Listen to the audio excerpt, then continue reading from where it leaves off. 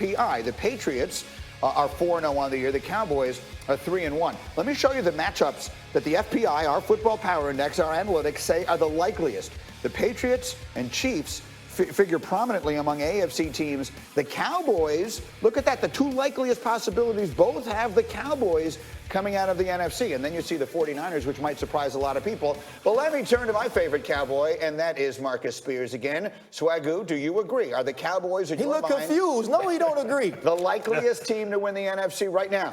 Hell no, I don't agree. And it hurts me. It pains me to say that, G, because I would love for Dallas to make it to the Super Bowl because I'll get all type of signing, all kind of stuff. I'll make a lot of money if the Cowboys make it to the Super Bowl. But here's the issue. They just lost to the New Orleans Saints with Teddy Bridgewater. And that we are fresh off of that. And Dallas, obviously not at full strength, but I would take Drew Brees back before I would take Michael Gallup back. So I don't know how much of a difference that made. Here's what I will say. The Cowboys are still in good position. They have some things that are correctable. This is one of those type of conversations we can have just like we had with the Cleveland Browns. Kellen Moore, come out in the Jets, realize what you have and what you don't have, and see what you need to do. I still think Dak is really good.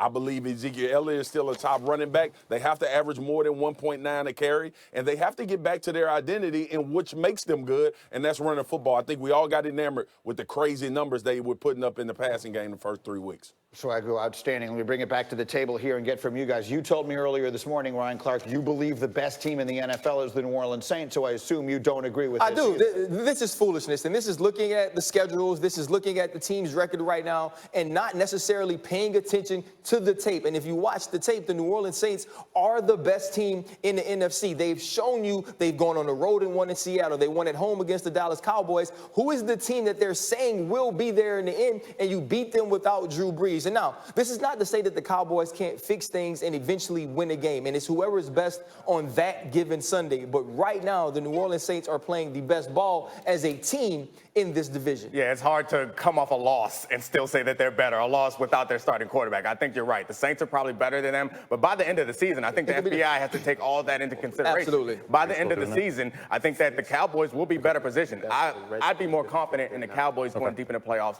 than the Saints, maybe, I think. I don't know if I believe that. I also think it is reasonable to say, if you're starting to project ahead people's records, the NFC East is the only division in the NFC that has two teams you think will be easy wins. I know the Giants have been better since Daniel Jones is their quarterback, but Dallas has beaten them once already, and they'll be heavily favored to beat them again. And then Washington, we know what that is. If you look at the West, look even at the South, and certainly in the North, there's a lot more good teams in the other divisions, so maybe the Cowboys have the inside track to the best record. Well, I think that's what I was kind of leaning toward when I said you look at the schedule. You look at the opportunities for a team to host playoff game based on the people that they get to play. And they're probably also factoring in that the New Orleans Saints are without Drew Brees right now, which can put them on the road in the playoffs. And we know that that's a different team. But the Cowboys have to get better, and we do need to wait to see, like Marcus said, can they make the adjustment going into next week? I'm told Swagoo wants back in. Go ahead, Marcus. It's just one thing I want to bring to a point because we are talking about the Saints without Drew Brees.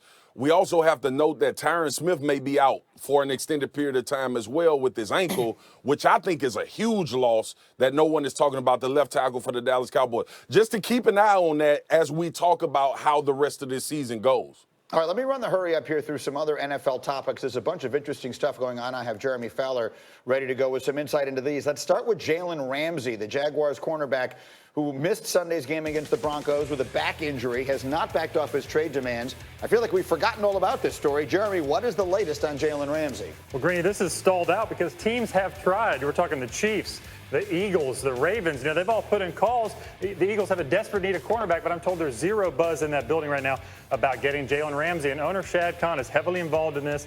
He is not going to give up Ramsey for anything less than a massive price. Let me move to Buffalo then, where Josh Allen, as we saw, left Sunday's game against the Patriots with a concussion, took this huge hit from Jonathan Jones. What is the update on Allen?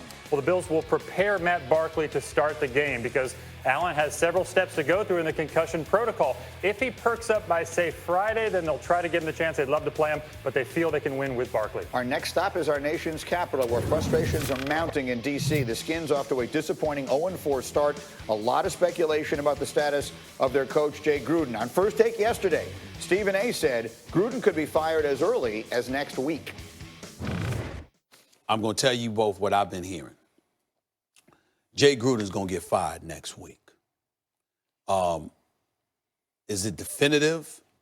One cannot say that because Daniel Snyder doesn't have a history of letting a coach go in season. But Jay Gruden knows he's gone. Everybody knows he's gone. It's just a matter of time when Daniel Snyder was pulling the trigger. But last night was the first time I had heard this could very well happen next Monday after a predicted loss. Yeah, oh, by the way, they get the Patriots this week. Jeremy, what are you hearing as far as Jay Gruden? Well, to back on that, a source told me that they were bracing for something to happen this past Monday. And so this feels inevitable right now. No decision has been made. Dan Snyder, GM Bruce Allen, typically do not like to make a change midseason. They would love to ride this out. They've supported Jay Gruden in the past, but it's not looking good. Now, keep in mind, though, he might go with Colt McCoy as his guy. I talked to a source that said Jay would love to go out with him if he needs to. Yeah, Jay Gruden hasn't been impressive, but this whole organization is rough. Before the season even started, they had 40 employees walk out citing terrible culture. They have their tackle who won't come in because he doesn't trust the medical staff. So this is a bad situation for Jay Gruden, a bad situation for Dwayne Haskins, just a bad situation all around. Look, I said this all weekend long, and I'll say it again. If you think that firing Jay, I'm not suggesting Jay Gruden is the greatest coach of all time, but if you think that firing him is going to even begin to address the problems in D.C., you haven't been paying attention to the last 20 years. The problem goes way, way, way up from him. And you know who's going to be collateral damage in this is the quarterback, Dwayne Haskins. And that makes me mad because he has become, to pardon the phrase, a political football now, I think, between the coaching staff and the organization, and that's a mess. Right now, he's the child that's dealing with a separation with his parents. We know that Daniel Snyder wanted Dwayne Haskins before the season, but Jay Gruden was very firmly fixed on going Daniel Jones if he got to him, and if not, going with the defensive player. And I've been around Jay Gruden when he doesn't like a quarterback, when he doesn't want a quarterback. I've heard some of the side conversations that he has. He's obviously not convinced that Dwayne Haskins is the guy to go with. He wants Colt McCoy, and he feels like he's going to go out his way. Now, there's always an assistant waiting in the wings. And we can go to this graphic of the guys the Redskins used to have on their staff. Matt LaFleur, okay? You got Kyle Shanahan, Sean McVay. They're a combined 9-2 right now. And so offensive coordinator Kevin O'Connell is a young quarterback that's considered a young offensive coordinator, that's considered a bright mind. So if they need an interim coach, he would probably be the guy. All right, I've got 60 seconds, Swagoo, for you to get the final word on this. What do you make of the situation? Oh, Swagoo's no longer with us. My thanks to Swagoo as we run here. Again, that to me is the biggest concern that I have right now in Washington. This season is hopelessly lost. Right. They're not accomplishing anything of consequence this year. What they can accomplish is they drafted a quarterback in the first round who a lot of people, myself included, think has the potential to be really good. They've got to get him there. Right, but in understanding that, he also has to have somebody on the sidelines with a headset that believes in him. And if you don't have confidence in the young quarterback, if you don't instill confidence in him and scheme and strategize to help him, then he can't win. He had to play because Dwayne Haskins had to play because Case Keenum had a foot injury. But a little part of me feels like Jay Gruden was on the sideline or walking onto the plane and thinking to himself, see, I told him. I told him he couldn't do it. And that's not a situation you want a young quarterback to be in.